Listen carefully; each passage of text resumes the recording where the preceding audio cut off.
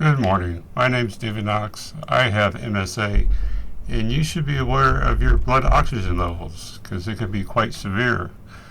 Those with MSA, we have respiratory issues, and the lungs are the number one reason of our deaths, whether it be through aspiration pneumonia or simply our brain telling our lungs to stop breathing in the middle of the night. Now, I've been complaining for at least a solid year about my chest and the pains and the stress and fatigue I feel within my lungs. It's a much deeper pain, much deeper sensations that you know it's not topical. It's not the outside of your ribs, but it's inside.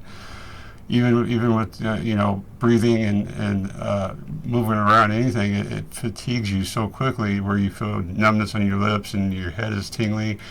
A lot of symptoms that go with it, and blood oxygen is very key. And if we have issues with our blood oxygen levels, generally under 90%, we'll have heart and other organ problems, cardiovascular issues that will arise over time. The heart will beat faster, trying to make up for the low blood oxygen levels to supply the organs.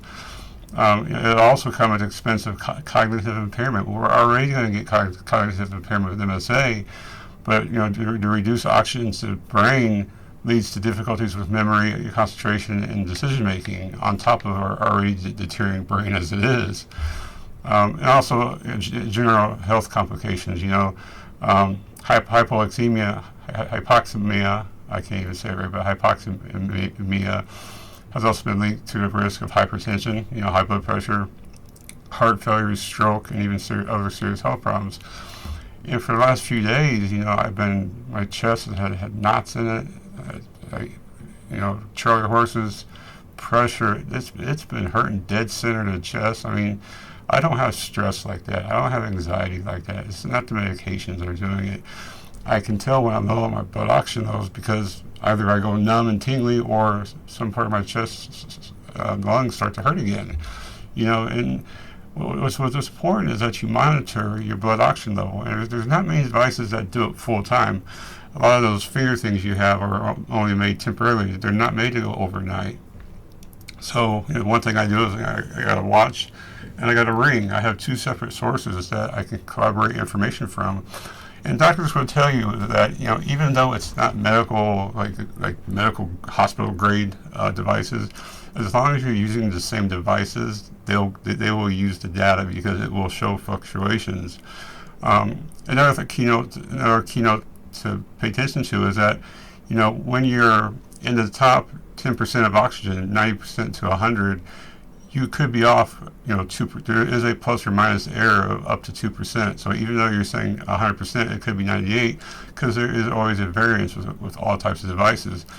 The problem is when you get under 90%, every device has a much greater range of error, usually from 4 to 6%. So, if you get down to 70% oxygen, you may actually have 76 or 78.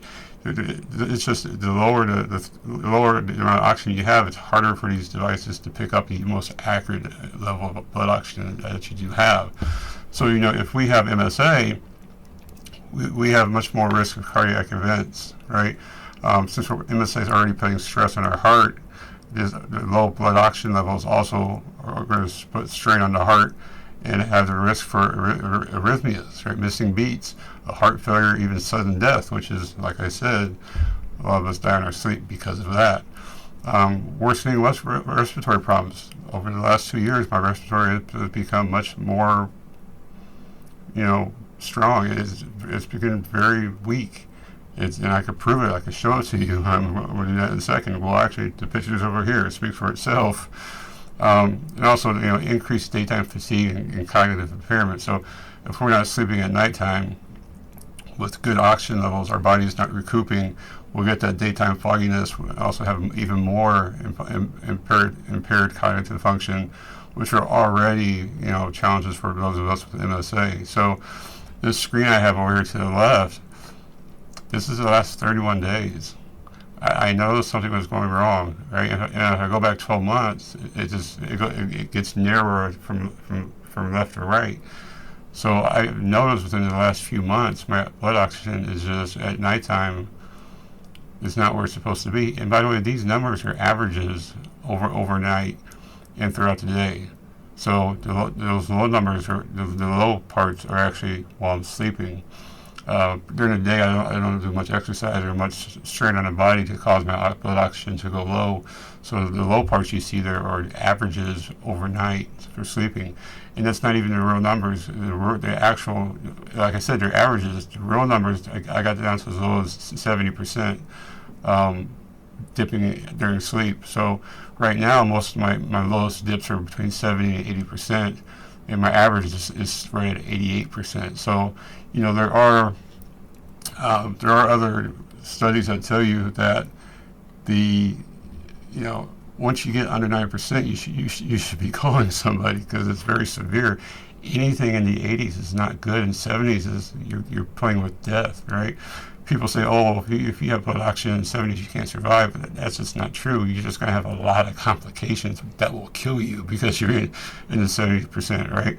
Especially high heart rates, going to cause heart attacks and stuff like that. So, a good friend of mine, Sarah, was telling me that after she got on oxygen, her heart rate was coming way down because it wasn't having to beat so fast to get more oxygen into her body because she was supplementing her nighttime and daytime hours of breathing with oxygen already. So she was being saturated with oxygen, 100%, albeit with external oxygen.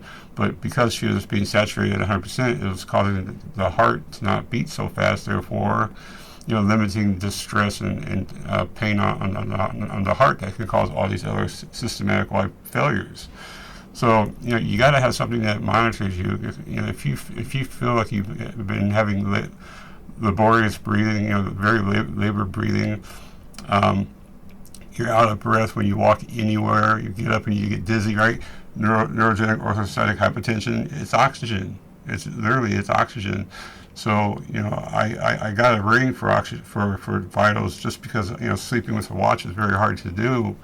As anybody would probably tell you, unless you're drunk. And here I am. I thought I was doing okay, and it's actually getting worse day by day. It's literally week over week, day by day, getting worse with oxygen. So the good news is I have a pulmonary neurology appointment next week in Indianapolis that should be able to figure this out and see where it's. I've had a lot of tests. We're just going to follow up with the specialists, the experts, and see what they say. But if you have MSA, you need to monitor your blood oxygen levels at nighttime. Even if you buy a cheap device or expensive device, all right, you got Samsung rings, you got Core rings, smart rings, you got smart watches. You can buy a lot of cheap devices or expensive that will give you good numbers or at least a good estimate of numbers, right? There's no way I should be this bad. But I know that when I lay down or I exert myself, there goes my oxygen levels. Right? Is it just the way it is? The way the lungs, the esophagus narrows, the lungs start to narrow. They don't want to work as much. We start to lose parts of our lungs, like my good friend Daisy has. You start to lose actual use of parts of your lungs. It's crazy, right? And once you lose capacity, you lose airflow, you lose volume. You can't. Your heart has to make up for it somehow. So, short video, but I just want to bring to everybody's attention. If you have MSA, even Parkinson's, but definitely MSA, you need to monitor your blood oxygen levels because that literally might be the death of you. So I appreciate you very much, and there will be another video, I promise. See you soon. Thank you.